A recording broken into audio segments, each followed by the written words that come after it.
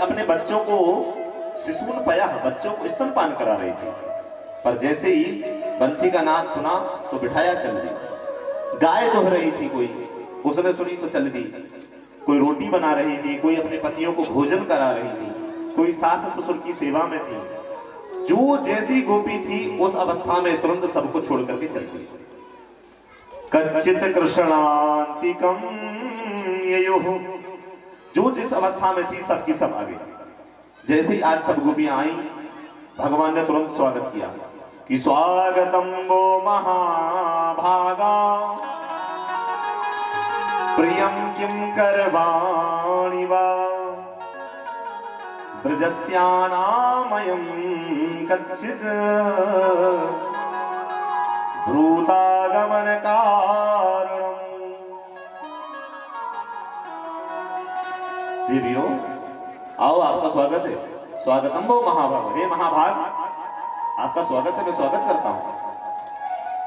प्रियम किम करवाणी महा, मैं आपकी क्या सेवा कर सकता हूं। आप ब्रज से यहां रात में यमुना किनारे पर क्यों आई हैं। ब्रूतागमन कारण, आपका आने का कारण बताओ। घर में लड़ाई तो नहीं होगी। अच्छा लगता है रात्रि देखने आई होगी चंद्रमा की किरणों में यमुना का किनारा कैसा लगता है। गोपियों ने मना कर दिया, बोले हम बन की रहने वाली हैं, हम प्रेम नगर की बंजारा।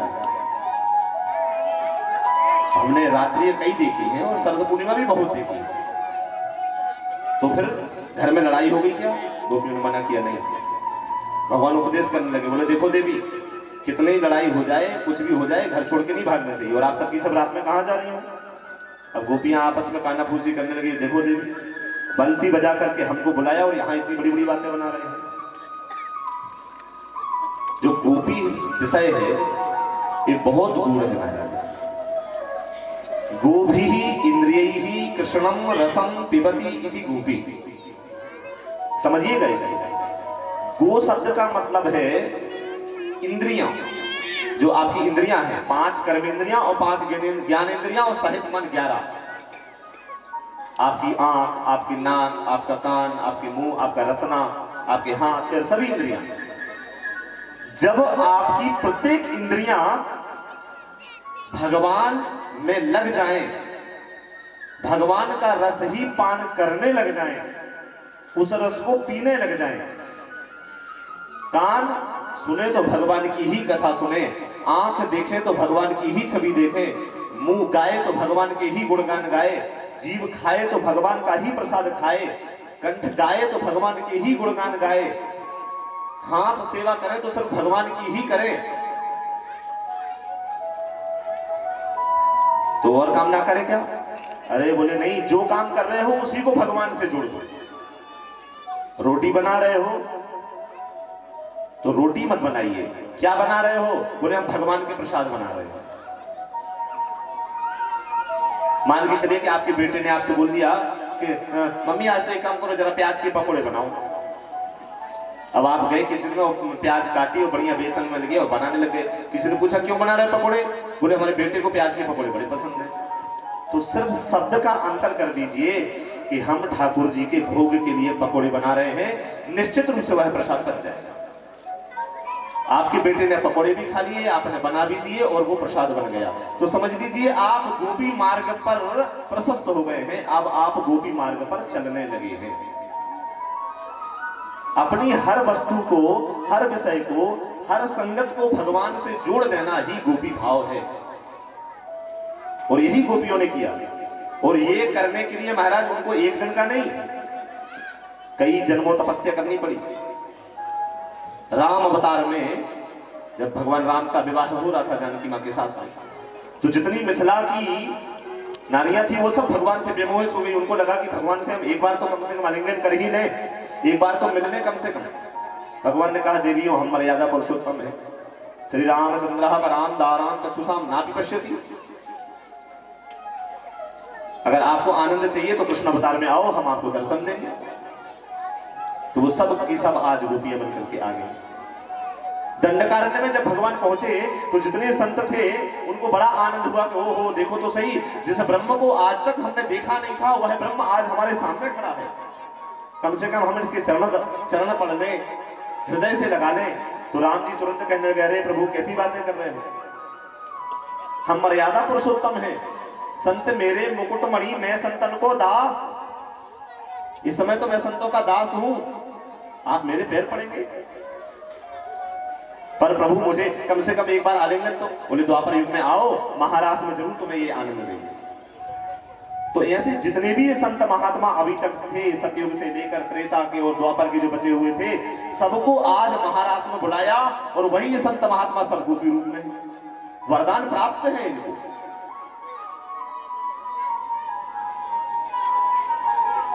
बहुत समझाया। अच्छा, कई बात उठती है, क्या गोपियों के पातिव्रत धर्म में कोई कमी थी?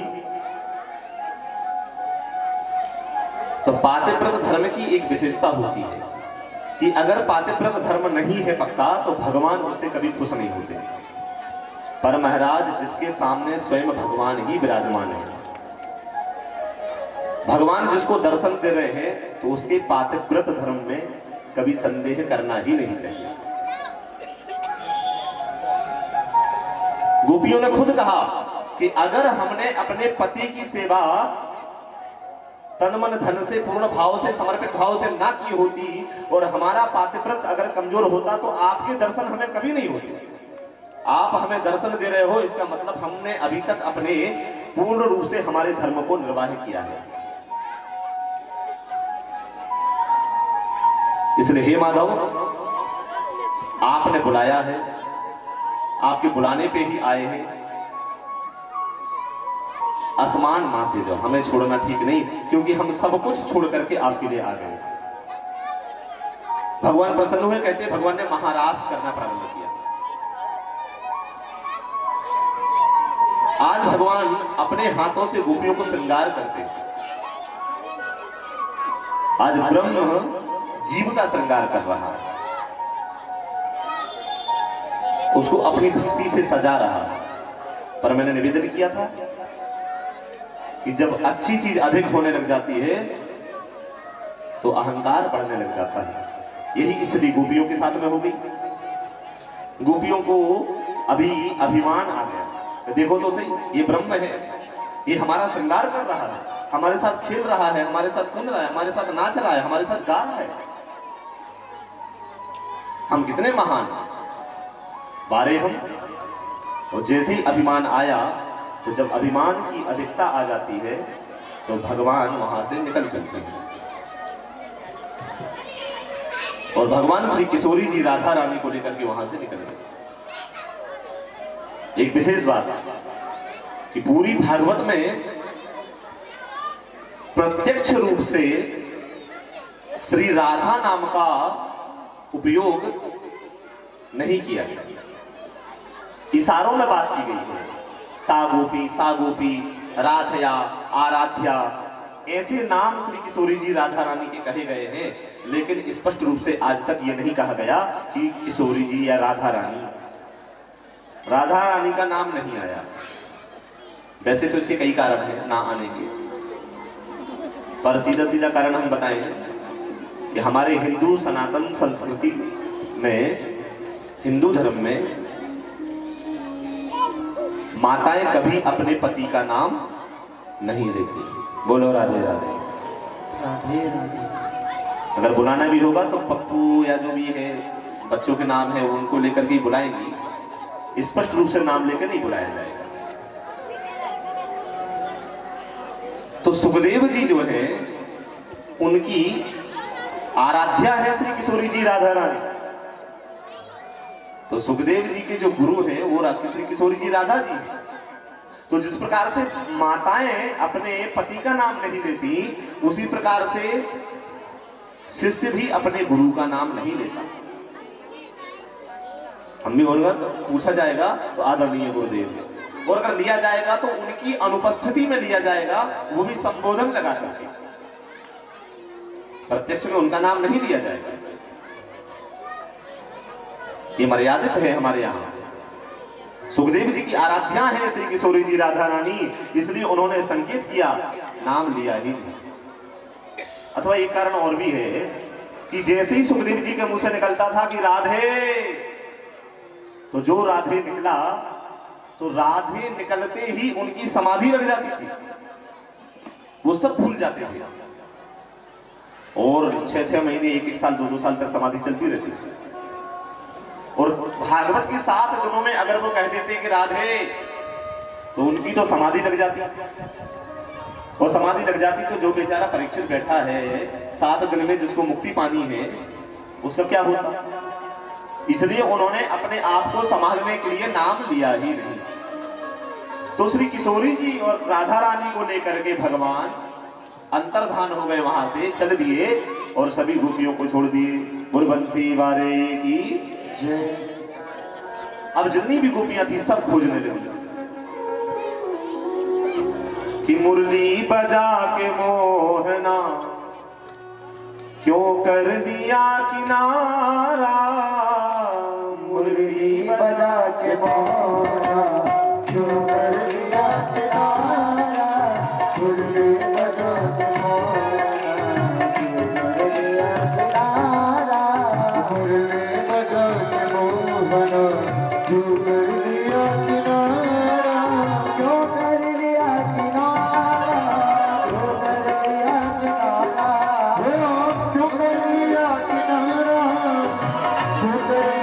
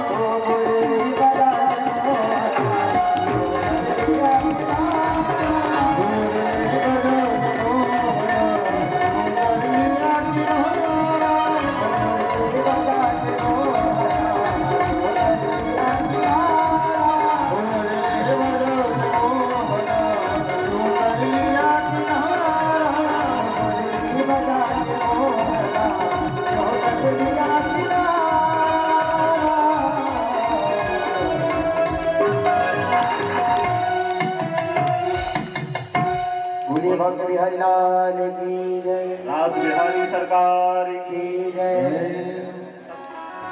गोपियां कहती है, हे प्राण प्यारे, हे प्रियतम, जयति तेधिकम जन्म ना ब्रज, तब जन्मना ब्रजम अधिकम जयति। आपके जन्म से इस ब्रजमंडल की शोभा अत्यधिक बढ़ गई है। जब से आपने जन्म लिया है तब से ही इस ब्रजमंडल की शोभा बढ़ी है। इससे पहले नहीं तो इस ब्रजमंडल में आता ही कौन था। जब से आपका जन्म हुआ तब से लक्ष्मी, जो सदैव चंचला है, चपला है, वह यहाँ आकर के स्थिर हो गई है। इसलिए हे दैत्य, हे प्रियतम, दृश्यताम, हमको दर्शन दो। हे प्रभु, क्या आप मुझे वियोग में मारना चाहते हो? वियोग में मार देने की इच्छा है? और अगर मारने की इच्छा है तो हमें बचाया ही क्यों? भगवान ने कहा, हमने कब बचाया? तो गोपियां कहती हैं, विसजलाप्ययात्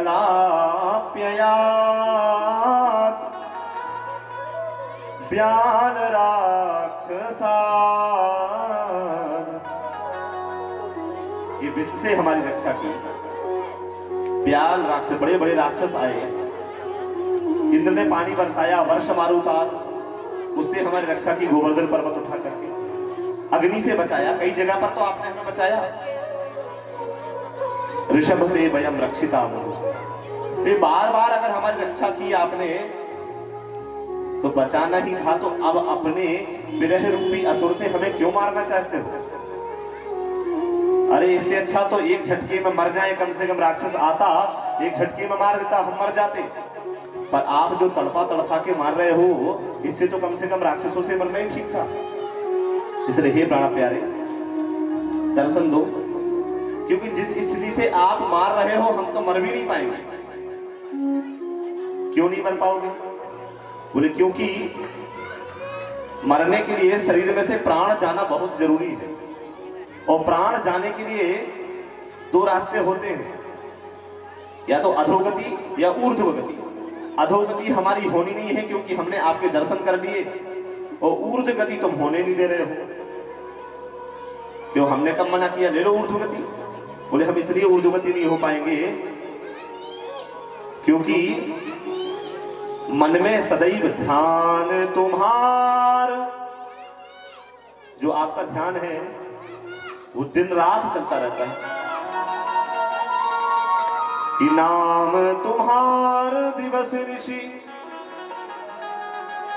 ध्यान तुम्हार कपाट, लोचन निज पद जंत्रित,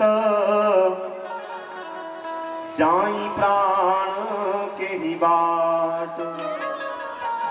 हे प्रभु, मन में सदैव आपका स्मरण चलता रहता है, तो इसलिए मन से प्राण जाएंगे नहीं, और आंखों से अगर जाएं तो लोचन निज पद जंत्र, तो दोनों पलकों पर आपके दोनों चरण हैं, जिससे आंखों के रास्ते बंद हैं कि हमारे प्राण निकल ही नहीं जाते। यमराज आते तो हैं लेकिन खाली हाथ चले जाते हैं, वही भी नहीं जाता। और हमने अमृत भी पी लिया है जिससे हम मर भी नहीं सकते। कौन सा अमृत पी लिया? बोले तब कथामृतम सप्त जीवनम कविभिरीडितम कल्मषापहम्। हमने आपकी कथा रूपी अमृत पी लिया है, और उस कथा का इतना रसपान किया है कि उस अमृत से हम अब अमृतत्व को प्राप्त हो रहे हैं। कौन सा अमृतत्व? बोले अभयत्व रूपी अमृतत्व। कथा से अब हम निर्भय हो रहे हैं, क्योंकि संसार में मरने के अलावा दूसरा भय नहीं होता, और मरने का भय हमारा अब चला जा रहा है। इसलिए हम निर्भय हो गए। इसलिए हे प्राण प्यारे, दैत दृश्यता, अधिक तड़पाना ठीक नहीं, अब दर्शन दे दीजिए। भगवान ने कहा ढूंढ लो। बोले प्रभु हम ढूंढ तो आपको लें, क्योंकि हम जानते हैं ब्रजमंडल छोड़ के आप जा ही नहीं सकते। ब्रज छोड़े अंत न जाइयो, यही हमारी टेक। ब्रज छोड़ के आप अंत जाओगे नहीं, और पूरे ब्रजमंडल में हम आपको ढूंढ लेंगे। लेकिन हम सिर्फ क्यों नहीं ढूंढ रहे हैं? क्योंकि रात्रि का समय है, और ब्रजमंडल में जब तक आप रहेंगे तब तक आप चप्पल नहीं पहनेंगे, पैरों में जूती नहीं पहनेंगे, ऐसा आपका प्रण है। वो कहीं रात्रि के समय में आप अधिक जंगलों में घुस गए, और कहीं नुकीले कंकड़ीले पत्थर या कांटे आपके पैरों में लग गए, तो जिन पैरों को हम अपने हृदय पर रखने में भी डरते हैं कि हमारा हृदय स्थल इतना कठोर है, और हमारे प्राण प्यारे के पद बहुत कोमल हैं, कहीं उनको चुभ ना जाए, और वो पैर आज नंगे पैर जब जंगल में भटकेंगे तो हमें बहुत दुख होगा। इसलिए हे प्राण प्यारे, हम यहीं बैठे हैं, हम ढूंढने नहीं जाएंगे, क्योंकि लुका छुपी का एक सूत्र होता है कि जितना ढूंढा जाए उतना सामने वाले को छुपना होता है। और हम आपको ढूंढेंगे और आप छुपोगे जरूर, तो निश्चित है छुपने में कांटे आपको लग जाएंगे, और हम आपके पैरों में कष्ट देखना बिल्कुल नहीं चाहेंगे। सभी गोपियां इतना कह करके वहीं बैठ गईं, और नेत्रों से अश्रुपात होने लगे कि यत्ते सुजात चरणाम बूरुहं स्तनेषु भीतासने प्रियदधीमहि कर्कशेषु तेनाटवीमटसि तद् व्यथते न किंस्वे भ्रमति धीर भवदायुषान्नः। सभी गोपियां हतप्रभ होकर के, आश्चर्यचकित होकर के, भाव विभोर होकर के रोने लगी। और जब भक्त सर्वथा भगवान के लिए तत्पर हो जाता है तो कहते भगवान भी उसके बिना नहीं रह पाते। और गोपियों के विरह से भगवान इतने विह्वल हो गए कि तुरंत तासामाविर्भूसौरी स्मयमाना मुखाम्बुजः पीताम्बरधरः सृग्वी साक्षात् मन्मथ साक्षात् मन्मथ। तुरंत उनके बीच में भगवान सहसा प्रकट हो गए। बोल रासेश्वर भगवान की। सब गोपियों के बीच में माइक दो लगे हैं जयकार के लिए। बोलो रासेश्वर भगवान की जय।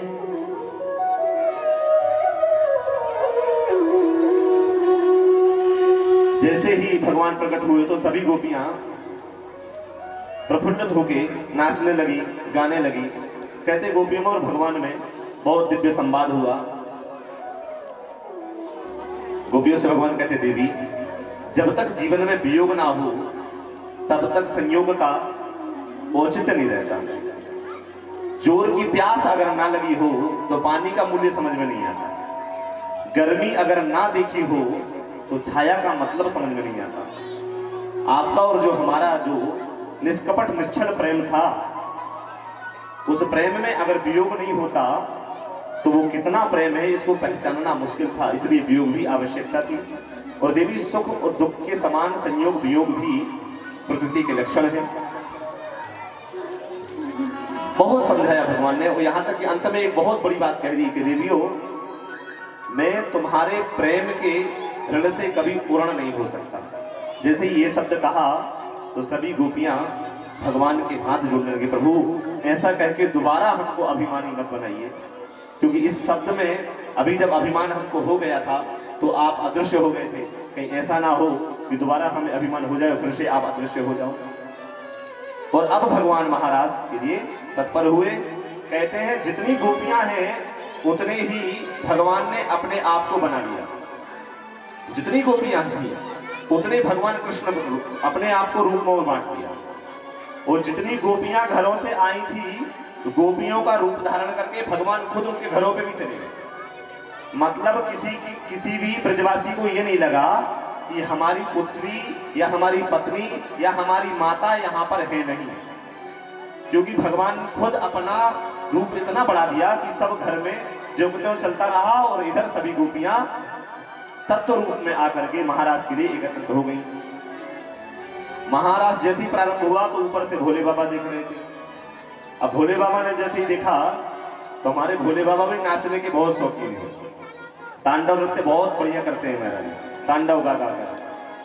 तो भोले बाबा ने जैसे ही नृत्य देखा तो तुरंत पार्वती जी जैसे ही जाने लगी तो उन्होंने कहा देवी हम भी चलेंगे। बोले देवी आपका जाना निषेध है। क्यों? बोले वहां पुरुष वर्ग कोई जा ही नहीं सकता। बोले देवी पुरुष वर्ग की बात नहीं, हम भी बढ़िया लहंगा और चुनरी ओढ़ करके और बढ़िया मेहंदी टीका लगा करके चल देंगे, पता ही नहीं पड़ेगा। तो पार्वती मैया ने भोलेनाथ का बढ़िया सुंदर श्रृंगार किया, लहंगा पहनाया, चुनरी उड़ाई, मस्तक ढका, मुकुट लगाया और कंगन पहनाई, चूड़ी पहनाई और पैरों में माहौल लगाया, बिछिया आदि पहनाई। जैसे सब श्रृंगार किया कि चलो भोलेनाथ। अब जैसे ही माँ पार्वती गई गोपियों में मिल गई, वो इधर जैसे ही भोलेनाथ ने रास में प्रवेश किया तो भगवान श्री कृष्ण पहचान गए। आओ मेरे गोपेश्वर महाराज, आपका स्वागत है। और कहते हैं गोपी कुंड में जैसे ही भगवान ने डुबकी लगाई तो अभी तो श्रृंगार करके आए थे, पर कुंड में से जैसे निकले तो अब बिल्कुल वस्तुतः गोपी रूप में प्रकट हो गए और वहीं पर गोपेश्वर बन करके विराजमान हो गए। बोल गोपेश्वर नाथ की जय हो। जहां पर काम को जलाने वाले भगवान भोलेनाथ विराजमान है वहां पर काम आ ही नहीं सकता। इसलिए यह काम विजय लीला है, कामनाओं पर विजय प्राप्ति करने की लीला है, ना कि काम लीला है। आइए उस महाराज की दिव्य झांकी का हम सब दर्शन करते हैं। अरे एक दिना भोले भंडारी, ऐसे नहीं, सभी को तालियों की सेवा करनी है आनंद से। देखो भजन ये सबको याद है, हमें मालूम है। यहाँ तो जो हमको भजन आते हैं हम तो गा ही नहीं पा रहे हैं, हमें तो ढूंढना पड़ता है कि आपको कौन से याद होंगे। ये भजन लगभग सभी को याद होगा, इसलिए सभी को गाना है साथ में, आनंद के साथ में।